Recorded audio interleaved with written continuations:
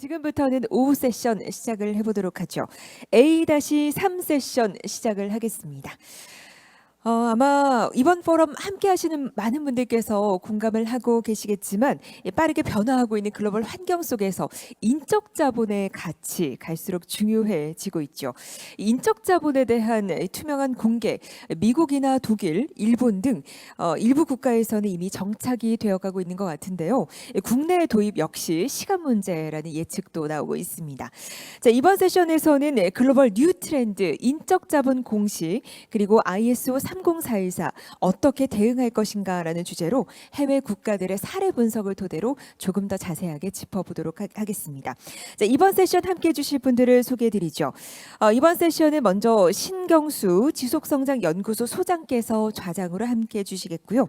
자이드 무바릭 HR 매트릭스 대표, 그리고 제프 히긴스 미국 HCMI 대표, 슌스케 호사카 미국 HCPro 대표, 이 세 분께서 발표와 토론으로 함께해 주시겠습니다. 자, 이번 세션에서는 자히드 무바릭 대표 그리고 제프 히긴스 대표께서는 온라인을 통해서 참여를 해주시겠습니다. 자, 그럼 소개해드린 소장님 그리고 연사분들을 단상으로 모셔볼까요? 여러분 환영해 주시기 바랍니다.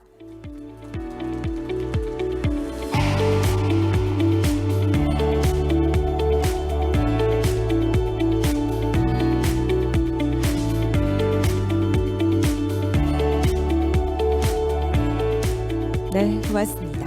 자, 그럼 지금부터 A-3 세션 좌장님 부탁드립니다.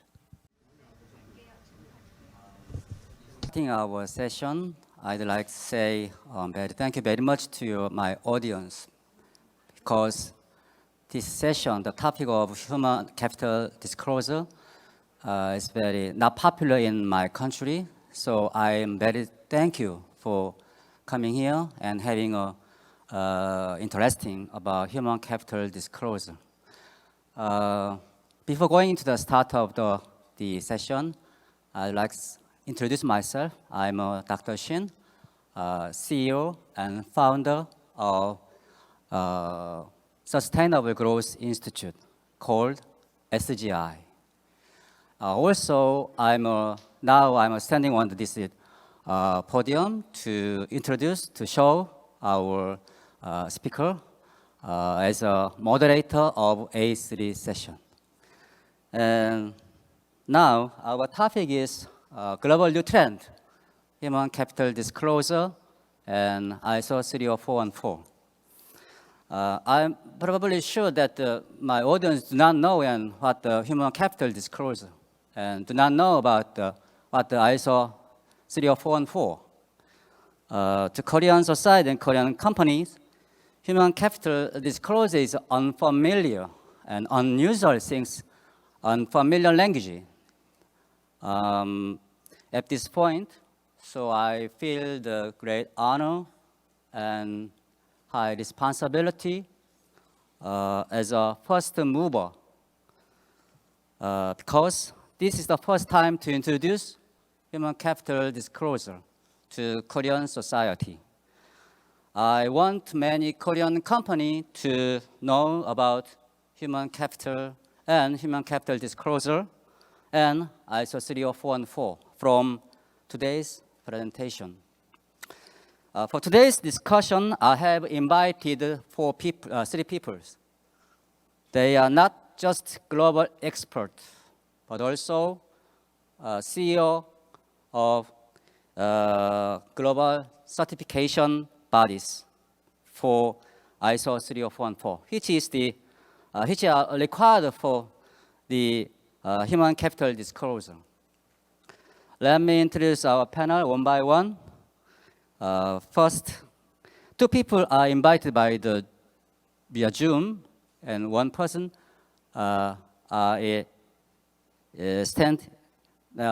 invited via the side me on the podium. First, the person on the left side of the screen. Yeah. Hi, Jahid. Hi. Jahid Mubarak, CEO of HR Matrix. And the person on the right side of the screen is the Jeff Higgins. Hi, Jeff. CEO of HCMI. And the person sitting on the chair is Shunsuke Hosaka. Thank you, Hosaka, CEO of HCPro. First of all, the first presentation will be made by Jahid Mubarak, CEO of HR Metrics. Are you ready, Jahid? Yeah, absolutely. Yeah, could you introduce yourself and could you give your presentation file to our audience? Okay. Sure. Well, thank you so much, Shin, for initiating discussion on this important topic. It's really a great honor. And I would like to talk about some of the key aspects around 30414. Most importantly, the justification, why it's needed. And then within these 20 minutes, we are also going to cover the structure of the standard. How does it really create value for the organization? I'm fortunate to be one of the member of the working group who created this standard. And I'm also happy to see that being alumni of HR Metrics and the HCPro produce, you are driving change in the Korean society. So moving straight onto the subject, I have an experience of dealing with the data analytics metrics for more than a decade. Dealt with the experts of national standards bodies, around a dozen national standards bodies, including the US standards, the British standards, the German standards, France standards, Italy, Indonesia, Singapore, and few others. The topic is very exciting. In fact, at the moment, I am in the UAE attending another conference, and there's a tremendous conversation going on around the data analytics and the artificial intelligence, how you can combine the artificial intelligence and the human interactions to create ROI for the organization. So before we go to the topic, it's important to understand the background. What's driving, what's the cause, what is the some of the important reasons behind this data disclosure. You would hear this terminology, sustainability, more frequently than the past. Reason being that everything, the existence of everything is being challenged. Look at the global economies. A country in the Africa becoming the most progressive country in the world on account of the GDP. Look at the companies being replaced by the new companies. So if you see a snapshot within 20 years, you find almost 80% of the companies being replenished in the top 10 Fortune companies. Same is the case at the individual level. Look at the new professions, the new competencies coming up, the old competencies, the old professions being eliminated. So apart from the academic definition, the sustainability is simply a mechanism of staying relevant, staying current to the society where you operate. So how we can think of operating on a more sustainable basis as an organization, as an individual, as an industry, as a country, and as a planet. This is a key question. So the World Economic Forum talks most excessively about the ESG. And at this point of time, almost every key stakeholder institution is carrying forward the agenda of the ESG, which provides pillars to sustainability. And while the ESG provides the pillars, the S provides the center pillar in a way that it is important for the governance. The environmental strategies are triggered by the human being. So S primarily includes many stakeholders. Primarily, you can say the employees, your own employees in the organization, the external workforce, the communities where you operate, and most importantly, your end users, the consumers who basically benefit from your products. So for some of the organizations, this is a great opportunity. For some of the organizations, this is a challenge to remain relevant, to sustain. Whether it's a challenge or the opportunity, whenever you have this kind of situation in your personal life, you would always like to look at the data. Where do you stand and where do you want to go? Take a simple example. If you want to know the state of health, your health, you would like to use some of the basic metrics. What is your blood pressure? What is your sugar level? What is your heartbeat? What is your cholesterol level? And then looking at the numbers, whether you're sick or you're healthy, you can develop strategies to remain healthy. So that's the key logic for ISO 30414, using the data to understand where you are operating currently and where do you want to go. And this is what is called the disclosure, because all the stakeholders, may it be the investors, the shareholders, the communities, your own employees, the decision makers, the regulators, the unions, they're interested in the disclosure of the information to make better decisions. And the concept of the disclosure is not new. If you look at the frameworks which have been provided by some of the standard setter organizations and the associations which influence standards setting, including US Sustainable Development Goals, Sustainability Accounting Standards Board, International Shareholder Services, Big Four audit firms, the World Economic Forum, Global Reporting Initiative, International Organization for Standardization, International Integrated Reporting Council, and Human Capital Management Coalition. And I would also like to say the Investors Advisory Group in the United States. I think the Jeff would like to give us some more information about that. So this is not a reinvention of the wheel. The wheel is already invented. The goal is that how you can create a more sophistication to give important information to the stakeholders. That comes through the most vibrant and one of the most recent document, ISO 30414, which I would like to talk about more. Now, some of the more triggers about the 30414 are the investors groups in the United States.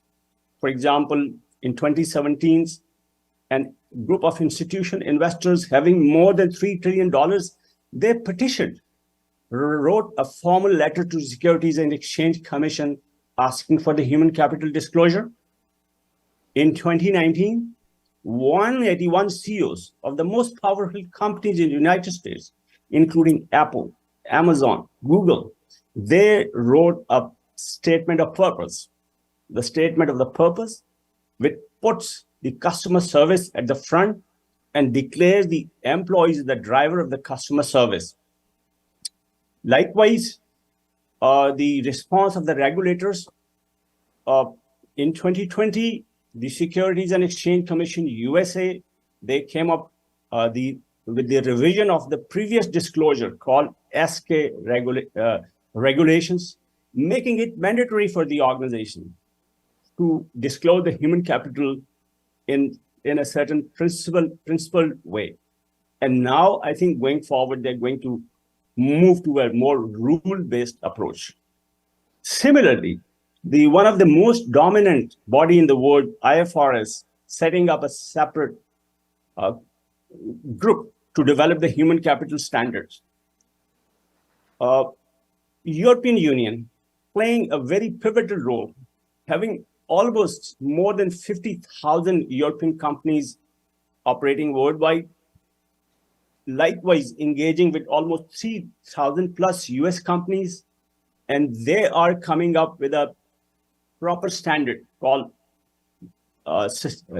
European Sustainability Reporting Standards, having 12 different areas of the disclosure on the ESG with a proper metrics on the social, including the own workforce in the value chain, affected communities, consumers, and the end user. And there's a timeline I'm not going to more details. I'll give you this presentation. There's a certain timeline attached to it. And the World Economic Forum, which basically highlighted the importance of this theme, that the traditional mechanism of using the earning per share or the financial data is no more a driver of the future performance. You have to think of using the human capital data as a key driver of the organization performance. So the purpose of giving you these many references was that there's a 360-degree consensus on the importance of the human capital in a way that CSRD, the International Organization of Securities Exchange Commissions, the US Securities and Exchange Commission, International Financial Reporting Standards, International Federation of Accountants, the International Integrated Reporting Council, the GRI, and many other organizations, they support this theme in their own way. So what's the purpose?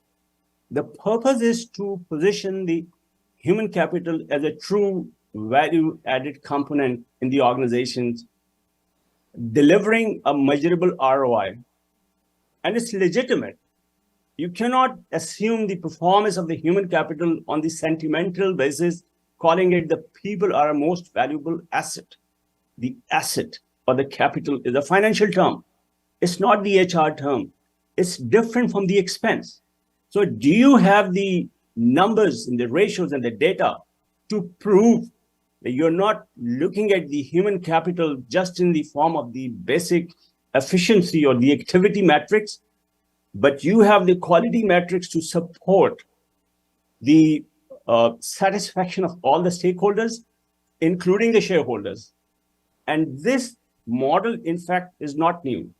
The father of the HR metrics, Dr. Jack Fizzens, we must give credit. In 1969, he developed this model in a way that HR is a capital service to the organization, and we must have the measurable framework to prove its evaluation. So on one hand, we are talking of its importance. On the other hand, there's a question. Do we have the data in a way that it gives us the true direction of the organization? Does it meet the requirement of the quality? There's a question mark. The question mark is not from my side.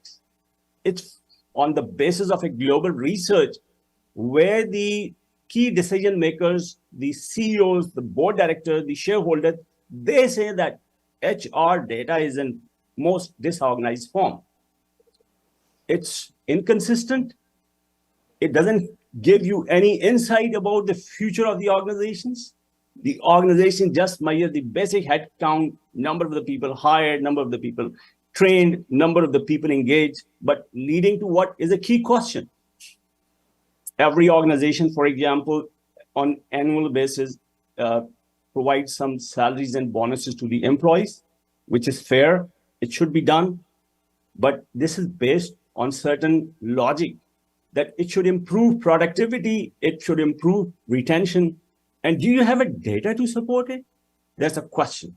Because with the help of metrics, we need to find answer to the questions. We don't have to go toward the assumptions. So there's a question mark. And that is where the 30414 comes. The 30414 has been developed by the ISO, which is a world standard setter organizations having membership of 169 countries, providing standards to the different areas in a way that there's a consensus. The standards are more strategic, they're customizable, they're documented, and that's how they add value. So in terms of the benefits, it's a huge benefit. The biggest benefit for the HR is that HR is able to move from I to we solutions. Because if you ask a finance guy, how do you do a reconciliation of accounts? 10 accountants are going to give you one answer. But if you ask 10 HR people, how do you manage the performance? Even in a single industry or the sectors, you will find 10 different answers. So the HR standards, particularly the 30414, promotes more harmony, more objectivity, more uniformity in a way that everybody can understand the terminologies, and you can use this framework to improve your processes. So the ISO started journey in 2011 with just 11 countries. And fortunately, I was part of that founding team. And by now, or till now, we have been able to take part in the different meetings. I was not able to attend all of them, but majority of them, and almost at a dozen places around the world. And the most recent, I think, the development or the meeting took place was in Montreal. So the summary of this whole journey is till now is that the TC260 is able to develop the 30 different global standards.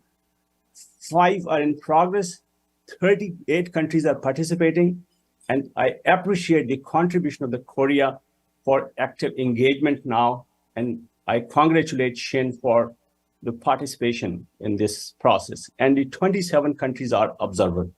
So ISO 30414 is a very good disclosure document, which tells you about the health of the organization from the human capital management perspective. It helps in the risk management, the productivity, compliance, and it positions the capital as a true capital in a measurable terms, and it promotes transparency, and it's applicable across the organization. The standard has got 11 different areas, and all the areas may or may not be applicable to all the stakeholders. So in terms of the structure, this is the heart of the ISO 30414 presentation slides. The numbers or the metrics may be too micro for you to read on the screen, but you would have the presentation to look at it in more details. All 58 metrics in 11 different areas, including compliance and ethics, the cost, diversity, leadership, culture, health and safety, productivity, recruitment, skills and capabilities, succession planning, and workforce availability. We don't say that this is the best of the best standard, but this is a better standard. The things are constantly changing. The standard was published in 2018. It has certain limitations in a way that it does not take into account some of the key changes that have taken place during the COVID-19, but it doesn't stop anyone to report those changes with the help of the metrics. Interestingly, the ISO has a process of the revision because there's nothing static about it. So currently, there is a working group which is looking at the standards to revamp, to take into account some of the key changes that have taken place at the work and how to capture those changes in the form of the ratios, data, and the metrics. Yeah, the beauty of the standard is that it's not static, it's quite agile and sensitive to the structure of the organization. So the number of the metrics that are applicable to large organizations, the same amount of metrics are not applicable to the small or the medium organization. So you would find a lot of flexibility and opportunity to implement these metrics. Interestingly, many people, I would say, around the world are certified, and we are fortunate to certify highest number of the people on ISO 30414. This honor is with HR Metrics and also our partner, the HCPro in Japan. Other people doing a tremendous work, many other members of the team, helping the organization to grow using the data, whether for certification or not. Jeff Higgins is one of them. Shunsuke Osaka-san doing a very important role. So some of the key companies, not all of the companies, the Deutsche Bank, the DWS Asset Management, Allianz, Toyota Tsusho Corporation, Modis, LMG Group, Union Bank of India, are some of the enterprises being certified. Germany is playing a very leading role. Dr. Heiko is our team member over there. So this was all about the broader information. This is a journey, and we are happy to support each other in terms of collaboration, in terms of learning and sharing the experiences. With this, I stop, and I'm happy to take any questions or comments now or during the discussion. So over to you, Shin. Thank you once again for the opportunity. Thank you, Jahid. Thank you, Jaid. I will ask a question about finishing all of our times. And Jaid is a very special person, a CEO of HR Metrics. Also, he's an original member of TC260 in ISO, the original member. So he entered into all of academy and the study for making a human capital disclosure. So he's a very special man. And now also we going into the next step, next speaker. Could you introduce the video of Jeff?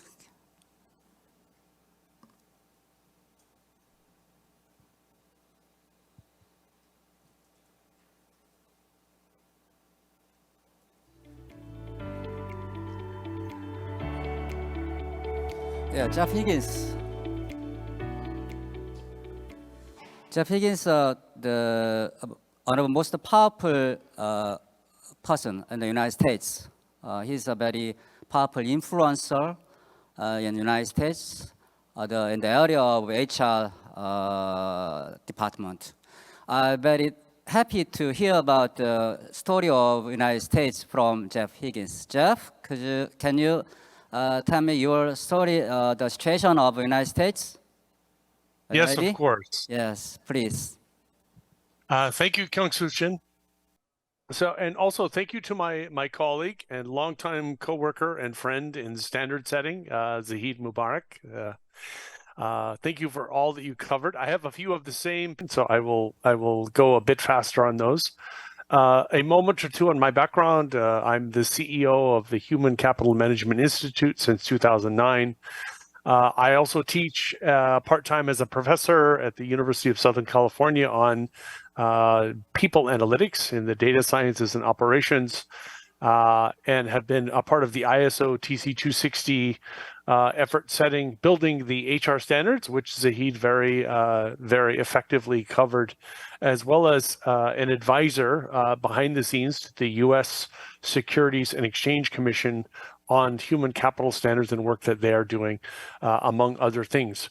Also, it might be interesting to note that I used to be in accounting and finance, so I'm a former CFO. So if I sound a bit like a financial person, that's because more than 20 years ago, I was a financial person. Why do we need to measure, report, and manage human capital? Again, I think my colleague Zahid did an outstanding job of explaining this, and I have a similar story with also which shows, if you go back to 1975, a group and Poor's index of 500 companies across many different industries, many of them US based, but also some multinationals from around the world. If you look at 1975, the majority of the value of these companies in terms of their stock price and their market valuation could be explained by the white section in the bar, you see, which is 83%. And those are what's called tangible assets, which are on the balance sheet of the company. So they're listed things like land, inventory, machinery and equipment, buildings, tangible physical assets that the company has.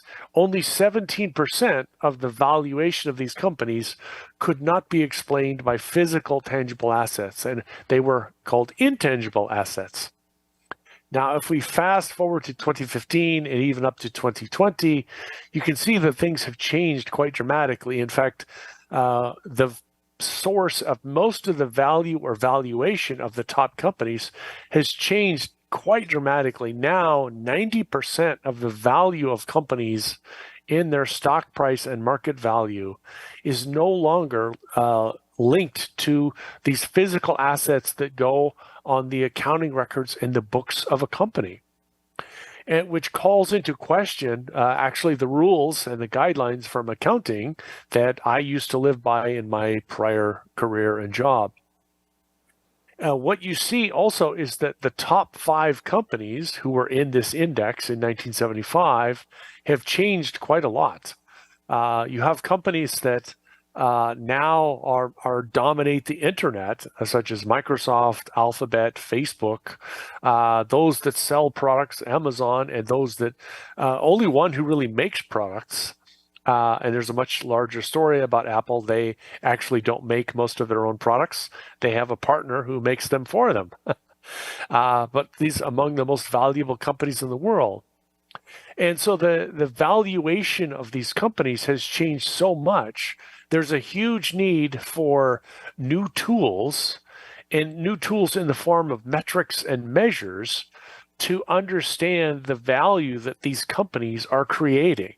And for smaller companies or for technology internet only companies, the differential can be even greater. They may not even own any buildings or any land at all. They just rent buildings and lease because they put all of their value into their people. And so you see a list of some of the intangible assets here. They can be intellectual property. They can be what's sometimes referred to as goodwill. They can be also things like process, brand, service level that you provide. Many things, and what we would argue from the ESG, particularly the S and a little bit of the G for governance, is that most of these items in the intangible assets are directly a result of something that is created by the current employees or those who have come before.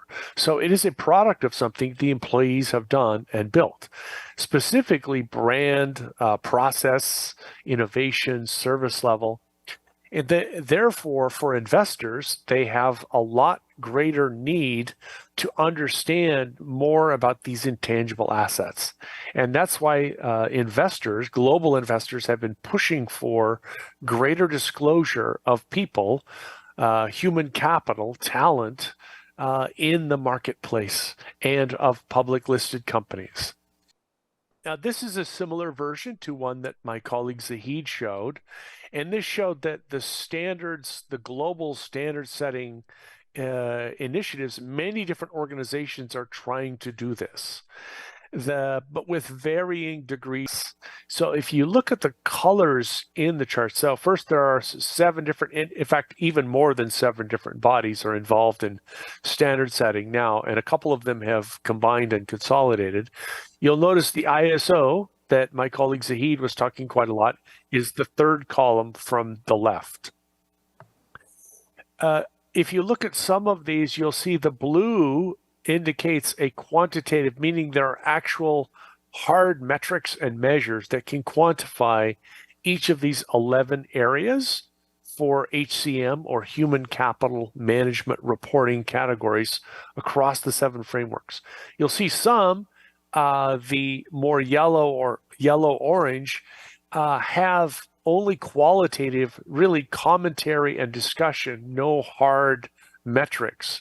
And in fact, many companies have been providing very limited hard metrics, so a little bit of quantitative, a little bit of qualitative, such as what GRI provides, ISS, and World Economic Forum, even though they have all very recently started adding more metrics. So companies today actually do provide information about their talent or human capital, but it is almost all qualitative discussion. So if the CEO of the company, a very large, successful company, says, our people are our most valuable asset, wonderful. How much are they worth? How do you value that? Second, they might say, we invest in our people and grow our own talent. Excellent. How many people do you promote internally? What percentage of your manager roles do you fill with internal talent instead of going to the outside market to hire from competitors or other positions? And also, in terms of engagement, our employees love our culture. We have a wonderful culture. Well, what is your employee feedback from employee satisfaction or other kinds of engagement scores and surveys? What is the actual voice of the employee saying to the organization? And then also, what kind of workforce do you use? Is it all employees, or do you use a lot of contract and contingent labor? And if so, why? Is that part of your business strategy, or is that simply a way to reduce costs? So there's a lot of insight and intelligence that can be given to investors and really to potential employees. It might be good for employees before they join the organization or the company to know a lot more about the culture and the environment that they would be joining. So these disclosures have been really led by investors, but they really benefit the community, employees, and the nations who would want greater disclosure and to know that their companies, some of their most valuable companies, are actually growing and investing in talent rather than using it and burning it like wood in a fire. So a bit of history, and I'm not going to go through all of this. I'm really going to start at 2020 because you can see that historically, and this is focused on the United States. There are several reasons. So interestingly, many other countries are now disclosing much more information than the US companies and US markets are requiring. However, that may soon change. I will explain a bit more of that in a moment. Historically, the U.S. has been among the worst countries in disclosing or requiring detailed information about people or human capital. However, a group of institutional investors who today control over 12% of total wealth in the U.S., many, many billions of dollars, and are part of a larger group that actually controls as much as 25% of global institutional investor wealth, have been engaging with the U.S. Securities and Exchange Commission to create and issue more rules around human capital. This is actually the second time this has happened. This process took place from 2018, 2019, and 2020. The Securities and Exchange Commission actually disclosed new rules saying that, yes, human capital is material and it should be disclosed and it should be discussed in detail by all public listed companies who make the determination that their people are material. And of course, every company has said their people are valuable and material. Otherwise, how can the CEO say, my people are my most valuable asset? However, they chose not to require any specific metrics. So it was called a principles-based approach, meaning each industry and company can decide what metrics they will choose to disclose. And the only guidance was if it's a metric that they use internally to make important decisions about the talent. Unfortunately, in 2021, after the rule took effect in 2022, most companies chose not to disclose any additional new metrics. A few, some disclosed more diversity around ratios of male and female, or compensation, or other kinds of racial makeup that would be reflective of the countries that they do business in, but nothing else.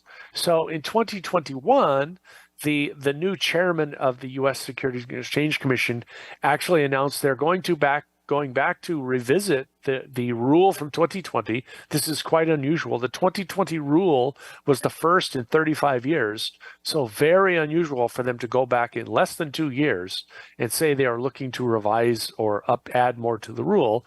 And since 2021, the Securities and Exchange Commission has been working on new rules, which would require some very specific metrics that all public listed companies, both US-based and large multinationals who operate and sell their shares on any US-based exchange, would be required to disclose. I said a bit ago that the US is perhaps one of the worst developed countries in terms of requirements for human capital reporting. Once the new rules come out from the SEC, it will become one of the leading countries in terms of requirements for detailed human capital reporting. And in fact, just last a little more than a month ago, in September of 2023, a group of investors and members of the Securities and Exchange Commission, it's called the IAC, or the Investor Advisory Committee, which is a part of the Securities and Exchange Commission, actually voted to approve the release of new human capital metrics by the SEC in October. Now, I believe we're actually in November and they haven't released them. So the Securities and Exchange Commission is not held to specific time frames, but most people seem to believe that they're going to issue something before the end of the year. And now we see by the last item on this page shows 2024, these new SEC disclosure rules could be finalized as soon as middle of 2024 for 2023 reporting by all public listed companies. So a bit more detail on that. This IAC group actually included 4 specific areas. Now, they did not list all of the metrics, but they listed what metric areas they will be issuing required reporting. And it's going to be around the number of people. And they say by issuer, issuer means anyone who's on the public listed as a stock issuer on any US-based exchange. And they're going to have to provide a breakdown of full-time, part-time workers, contingent workers. They can also break them down across countries or geographies, whatever works for the organization.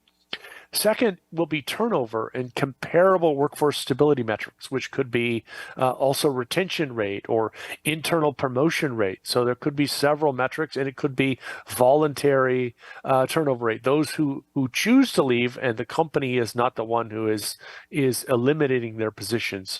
So there could be several metrics coming out of that. Next, number 3 would be the total cost of the workforce. And actually, interestingly, after more than a decade of discussion, the finance and accounting profession, professors from many top universities in the U.S. all petitioned the Securities and Exchange Commission as well, asking for a greater level of detail on workforce cost on this item number 3. So I jokingly say that because I'm a former finance person, finance and accounting is never first to the party, but they usually get there. So here they are joining institutional investors and many HR professionals who for many years have been trying to get more requirements for transparency and disclosure around talent, people, and human capital. It would also be broken down by types of compensation as well as types of jobs. So it could be split between management, salaried workers, hourly workers, temporary, part-time, and contract workers. The last is workforce, or actually second to last, is workforce demographic data. So it could be male and female, it could be age, it could be disability. It could also have to do with internal mobility and growth. And lastly, there's a chance it could include level of investment in training or employee engagement and satisfaction survey feedback.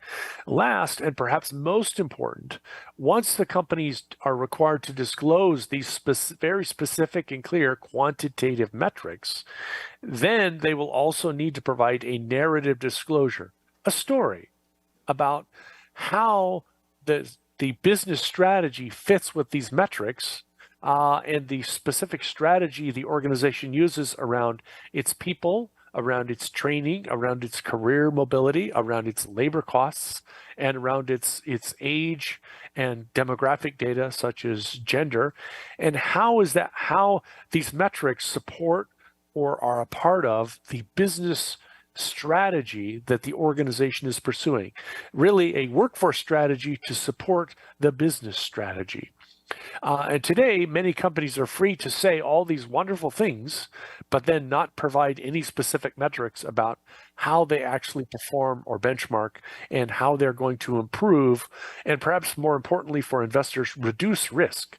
Because for some companies who don't manage their workforce well, they end up with a lot of legal difficulties in the short term and the longer term. And this is something that investors have a lot of concerns about from a risk standpoint. And also they want to understand how organizations are maximizing or improving their workforce productivity by investing in talent strategically, because you can spend money quite badly on the workforce, or you can spend it very strategically and smartly to create much more long-term value, just like making a good investment in a great product that will last for many years, like a high-quality car, versus buying a really poor quality car that will require a lot of investment and funds to support and to maintain. And actually, the high-quality car, even if it costs more, may have what's called a lower total cost of ownership. All right, there are 60 metrics, and my friend Zahid covered these a little bit. You can actually see that there are several metrics in each of these areas.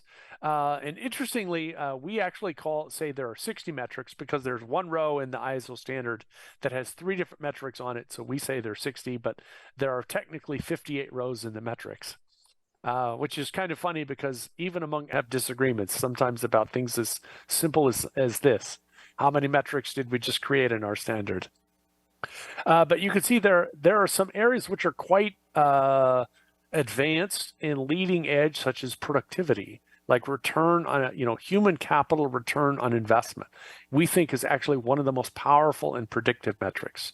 And then you have recruitment, mobility, and turnover is actually quite a large section with 15 metrics in total. And then all of the other areas have some metrics for them.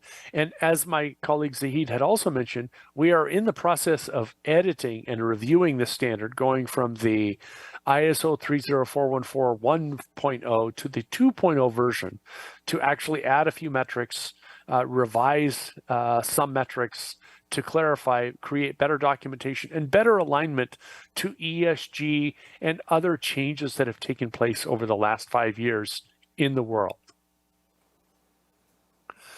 Lastly, and I've just got a couple of more slides to cover. Again, I have the exact same slide that my colleague Zahid had, except this one numbers up to 60. I would encourage you to take a look at all these metrics because they are all valuable. And what the work we are doing is not so much to redo all of this with our review of the ISO 30414. It's to enhance and make it much better. So we're adding a few metrics that may have been missed. We possibly will remove 1 or 2, but most of this will still be here as the new standard reviews are finalized in the near future. And then lastly, I would like to give a couple of examples of a couple of best practice companies and what they have been doing. Again, you saw that Deutsche Bank was one of the first very large public listed companies to get an ISO 30414 certification. They went through and they were really a groundbreaker, started with one of their subsidiaries and then did their entire company. Also Allianz, another large global multinational. Interestingly, Samsung is actually quite advanced. So one of the world's largest and most successful multinational companies based in Korea, actually without being ISO certified is actually quite advanced in terms of the level of reporting and transparency that they provide. So we've looked at many different companies, which ones voluntarily are providing the most metrics and specific information, as well as a story about their workforce and their talent. And Samsung ranks very highly on that global list of most transparent, most disclosive companies. So with that, I'd like to turn it back for questions or back to our moderator, Kyung-Soo Sim. Yeah. Jeff, what time is in there, Jeff? 10:49 p.m. Yeah, thank you so much. And our next speaker is Shunsuke Hosaka from Japan. He's a CEO of HCPro, and also he's a frontier and first mover in the area of human capital area in Japan. Could you give me your presentation to our audience, Shunsuke?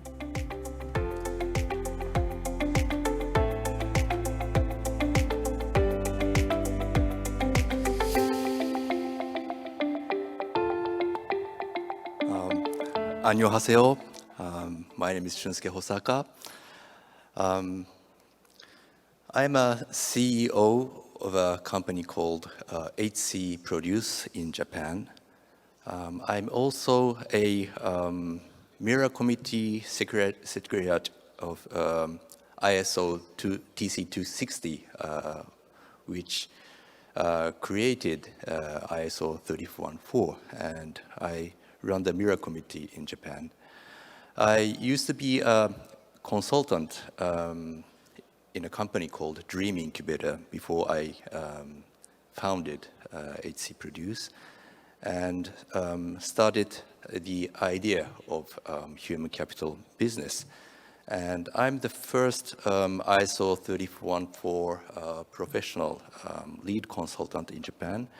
And I study this from Zahid Mubarak, who just made a presentation in the beginning.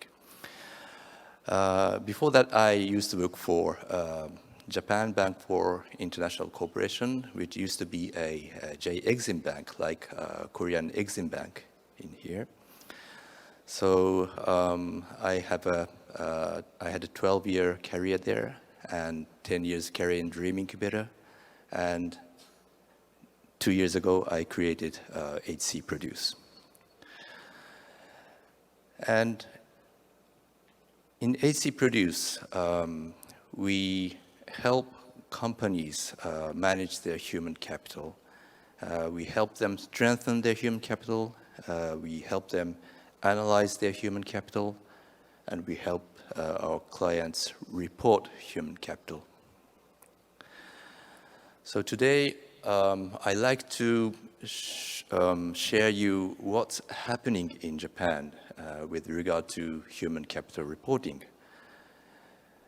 And it'd be good if I could give you some hint what could happen in Korea in a very near future. So there are 3 facts where I'd like to begin. First, there are already 5 companies that have been certified against ISO 314. The first company was called Link and Motivation Group, which is a HR consulting or HR solution company. And we certified this company together with Zahid.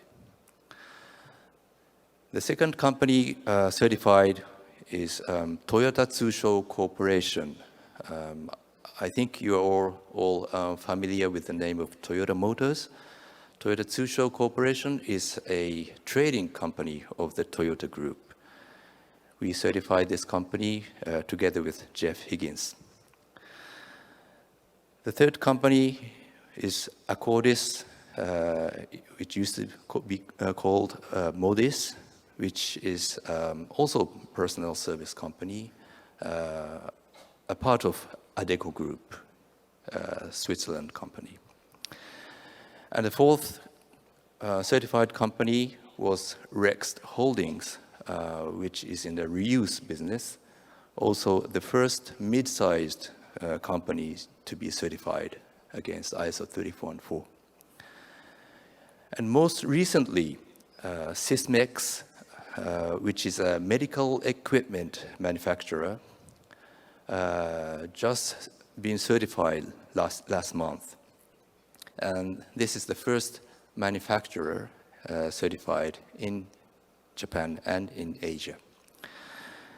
And there are 5 companies that have been certified, but there are more to come. And we are expecting about 10 companies to be certified in this fiscal year, which ends at the end of March next year. Now, why is this happening in Japan? No, sorry. Let me go to the second fact. We are running ISO 314 professional certification program. We do this on quarterly basis, which has started 2 years ago. And you can see the number of participants. It used to be 10 to 15 people 2 years ago, but at the recent batch we run now, there are around 100 participants. Actually, in Korea, Kim Soo-shin, he runs this program as well. And there are already around 20 people joining this program. So I'm expecting more to come, like what is happening in Japan. Now, 70% of the participants to our program are HR consultants, and around 20 to 30% of the participants are HR people from big companies. And you can see these companies, many of them are Japanese, but some like EY or KPMG, not on here, but maybe you've heard of Nomura Research Institute. So these companies who have their own professional ISO 30414 consultants have now starting doing ISO 30414 consulting. And this is a rough estimate we have made. There are our direct clients and those clients of our partner companies and those who have joined our program from big Japanese companies. Now, adding them together, we estimate more than 400 companies have started to introduce ISO 30414 or targeting to be certified against ISO 30414. Now, why is this happening in Japan? There are three reasons. Reason number one, traditionally, Japan has a kind of culture of growing business by investing into people. I think this is a universal thing. In many countries, people say people is our best asset. But in Japan, we actually do this. And as you know, Konosuke Matsushita, who is the founder of Panasonic, he often said, business is people. And in Japan, we invest a lot into our employees. Reason number two, Kishida administration's policy has forced human capital reporting. Kishida administration came into power on October 2021. And he has started his policy investing into human capital around $3.5 billion in November 2021.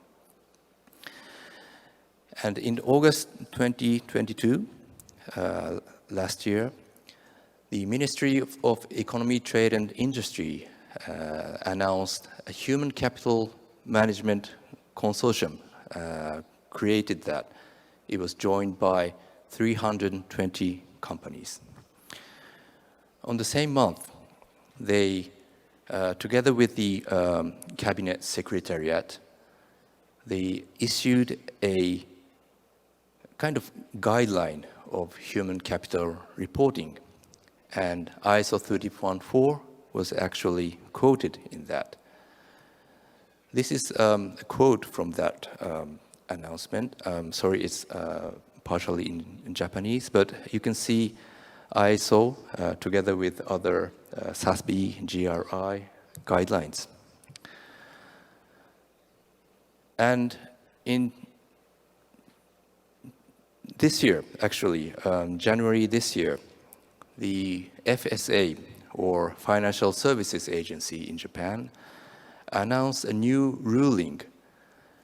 and made it mandatory for public companies to report human capital in their securities report.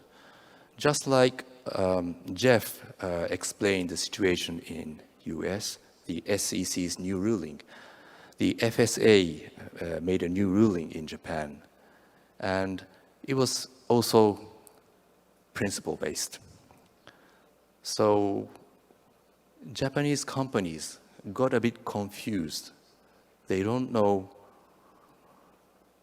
what to do or how to do that. So at this point, when you want to report your human capital of your organization, ISO 314 is the only framework that has measures or formula or metrics. As Zahid and Jeff mentioned, there's 58 metrics, and there are formulas in that, and you can visualize your human capital or HR activities. So that's the reason many companies are asking for our help, how to report their human capital. There are also other common reasons all over the world why ISO 314 is so useful or valuable. Some have been mentioned already by Zahid and Jeff, but the big thing is that it allows you to visualize your HR activities. And in many companies in Japan, and I think it's common all over the world, HR activities used to be a kind of black box, and it was not transparent. But if you use ISO 314, you could calculate and measure and improve your HR activities. And the second point is that it provides comparability with your competitors. I think you can already compare your salary with other companies, but if you use ISO 314, for example, you could compare your turnover rate, or maybe you could compare your hiring cost. So you could see where you stand in the industry or in your country by using these metrics. And the third point is, as I mentioned, it provides KPIs. Using those metrics and formula, you can create your own KPI in your organization and see if you did well or if you did not. And you can improve your HR activities. The fourth one is it allows your IR or HR to communicate better with your investors. In Japan, it's already happening, and investors are asking companies questions about your HR activities or your human capital. But they could not compare among companies of the human capital data before. But now with ISO 314, if many companies provide human capital data on the same formula, on the same base, investors can compare the data on an apple-to-apple base. So that's why investors are asking companies to disclose more and more human capital information. And finally, it provides opportunities to rebrand recruiting strategy. Human capital reporting is not only for investors, it's a good source of information for people who are seeking new jobs, students, or who are moving to another company. On the other hand, for organizations, doing a better human capital reporting could attract good talent. So in Japan, not only public companies, not only big companies are interested in human capital reporting or introducing ISO 3414. Mid-sized companies or small companies or private companies have now started to introduce ISO 3414 to rebrand their recruiting. So there are many reasons that you could benefit from ISO 3414 and human capital reporting.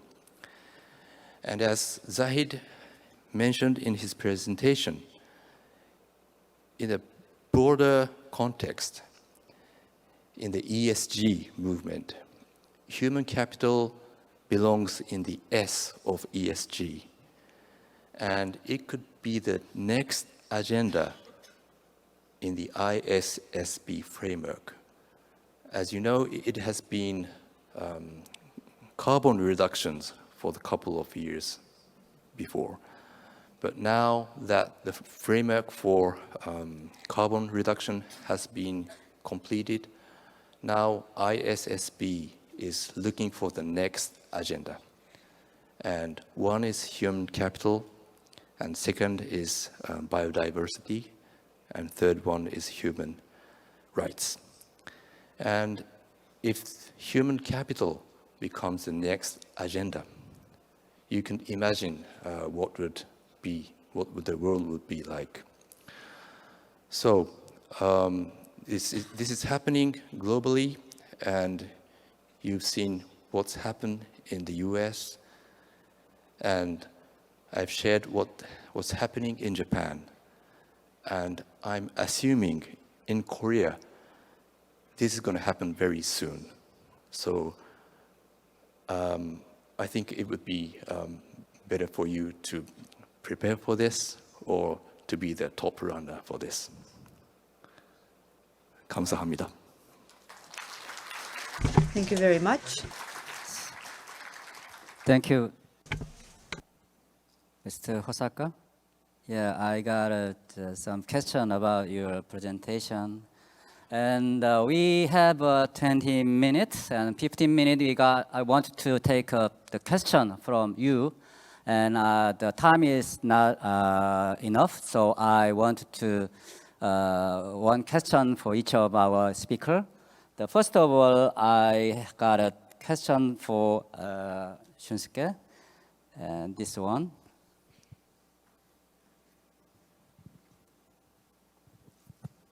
Yes, ISO 3414. What kind of the business service can you give to your customer, excepting issuing the certification? Thank you, Shin-san. The service we provide in... It's not... Oh, I'm sorry. I'm sorry. That one was... Yeah, this one is... I'm sorry. There are many questions, so I confused, so I'm very sorry. The question was this one I chose. Yes. What kind of business can give you a customer excepting the issuing the ISO certification? Thank you. So except for certification for organizations, we do certifications for individual, as I mentioned, professional training course like Shin-san does in Korea. And we also do fit gap analysis for companies who want to introduce ISO 3414, checking the status of your organization compared to the global standard, where you stand, whether the gap is big or middle or small. And if the gap is big, you do the consulting part. And through the consulting part, you check whether you can gather data for certification. And if you cannot, you introduce a new system. And finally, we do the certification. But on the ISO rules, we can't do both the consulting and the audit. So we do the audit, and we collaborate with our partners. I mean, our partners, I showed you 50 companies, they do the consulting. And after they do the consulting, we do the certificate. That is what we do. Thank you. And now, next question is for Jeff. Jeff, can you hear me? Yes.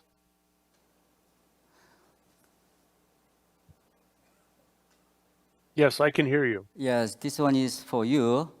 What do you think the unique characteristics or differences that the United States has compared to other countries regarding human capital disclosure? Could you give me an answer? That's a great question. Yes, I think unlike some other countries, the U.S. does not have a history recently of mandating specific metric requirements for companies to disclose. So I think this is considered a little bit controversial for the U.S. However, I still believe the U.S. Securities and Exchange Commission is going to require it because they made a prior rule and expected companies on good faith and good behavior to disclose more information, and companies did not do that. So I think, and I don't know that it's really unique to the U.S., but many companies want to be very transparent and disclosive, but they also have their legal and their risk people who tell them, don't disclose anything you're not required to disclose because it increases your risk. So I think this is partly out of fear. So, and that's probably something that exists in many countries and for many companies in these countries. But for those who wish to be leaders, and once the rules come out requiring this disclosure, then there will be quite I don't know what the translated word would be, stampede, I think, for companies to suddenly get their data in order for compliance. And they will probably look for something to reduce their risk. And an excellent tool to reduce their risk of reporting and disclosure is to reference and use the ISO 30414, which is now a 5-year-old, well-tested, multiple company certified standard.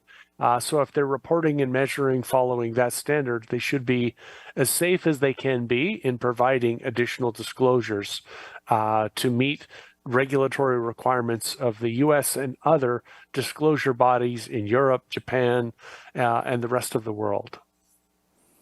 Thank you so much, Jeff. And the next question is for Jahid. Jahid, can you hear me? Yeah, very well. Yes, this is for you. No.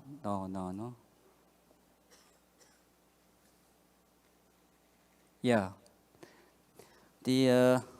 I understand that you were an earlier member when TC260 first formed in 2011. What's the biggest difference in the role and performance of TC260 between then and now? I think the TC260, once it was created, it was altogether a new experience because the HR was at a ground zero. There was no reference point, no structure, what could be the architecture of the standard. So we spent a couple of years in determining the direction in terms of setting the business plan, looking at the priorities. There's a chairman advisory group within the TC260. We looked at the priorities of the different standards which need to be developed. I have been a chair of the working group which developed HR metric standard. So in that point of time, what I learned was most important was to create a structure of what is a metric, because this was also a basic question, what a metric looks like. So we agreed on some of the key things that include the definition, that include the formula, that includes some of the contextual factors and some examples. So we looked at some of the basic stuff, and by now the TC260 at this point of time is fully geared to look externally some of the emerging things like the ESG, the various standard setter organizations, and see how they can align themselves better. So I would say that first couple of years was spent toward more of internal working. Now they are working on the internal as well as external side. And one of the interesting facts that I want to share, within my country, I'm a member of the stock exchange on the ESG reforms. And 2 days ago, the Securities and Exchange Commission of Pakistan was able to issue the ESG guidelines where some of the key metrics on the S have been positioned very well, not only talking about the activities, but some of the key outcomes of the organization, and that's a public document. So that's the key challenge now, to how to align, how you connect with the rest of the world, so that you don't have to reinvent the wheel, and you work in more harmony with the other standard-setted organizations and the documents. Thank you, Jai. And Shinsuke, you have another one. And I like to show my audience question to you. This one is very important things that I think that because you already said that your human recruiting strategy to link into the human capital disclosure, especially ISO 30414. This question is for could you tell me the recruiting strategy by using the ISO 30414 in Japan? Thank you, Shinsen. It's a great question. As I mentioned, companies are basically targeting investors using human capital reporting or these metrics. But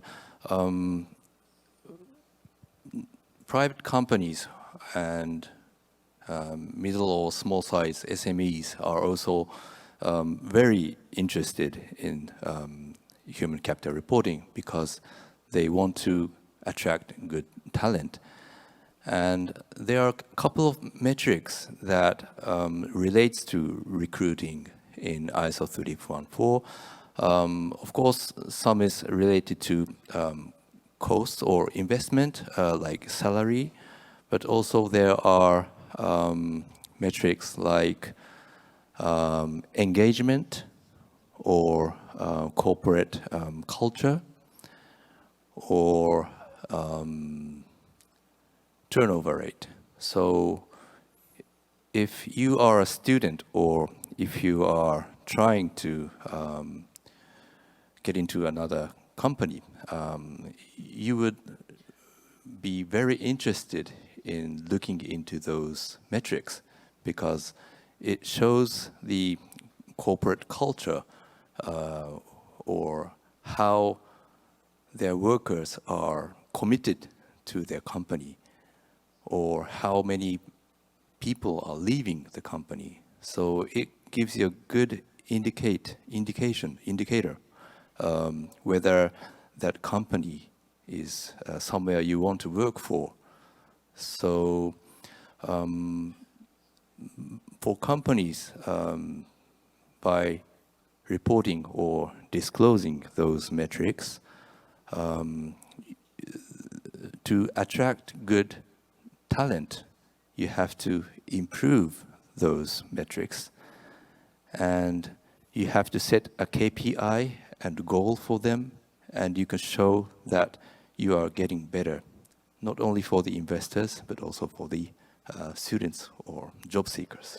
That's kind of Japanese companies have started to do, just started. So not doing good yet, but they are trying to do now. Thank you so much. And our last question is, this one is Korean language. I'd like to ask a question to Jeff. Jeff, could you respond to this question? The question is that human capital reporting, human capital disclosure, the information of human capital is a very, very secret information to the company side. And at this point, why the company, what kind of reason to participate in those kind of secret information disclosing? Oh, that's a great question. Yes, companies like to say that disclosing any detailed information about their employees is potentially disclosing intellectual property and confidential information. And I actually have to laugh a bit about that because the management of these companies may not realize that all of their employees are already on LinkedIn, Facebook, and other social media. So, and companies can buy LinkedIn data. So competitors can recreate your entire organizational structure without too much difficulty. So I think it's actually an obsolete idea to think that your employee data is that confidential. And the employee engagement and the turnover rate, there are these sites in the US called Glassdoor, where employees go in and provide anonymous feedback about what it is like to work at the company. So, and that's just one example. They can also go into Facebook or any other social media site and say anything good or anything bad. So really bad things in today's internet world have a way of getting out into the public space. So I think the concept that companies believe they can keep all this information confidential, and in fact, they're hiring from the same universities as their competitors. They're hiring the same skills, the same jobs. They may give them a different title, but they're hiring all the same things. So what is it that's truly confidential about them? In fact, many companies with very high turnover rates, 20% of their employees might be leaving every year, which means every 5 years, they're turning over almost all of the employee staff. I think investors would like to know that. I think that comment is one that's made out of fear because the companies are afraid of disclosing bad news. However, in financial reporting, companies already have to disclose bad news, so they're used to it. I think they need to overcome the fear of disclosing information that, around people that could be interpreted to be bad or negative, because that doesn't really matter. What matters is the story. If it's a problem, how are you going to improve it in the future? I believe that's all investors really want to know. What are you doing to improve?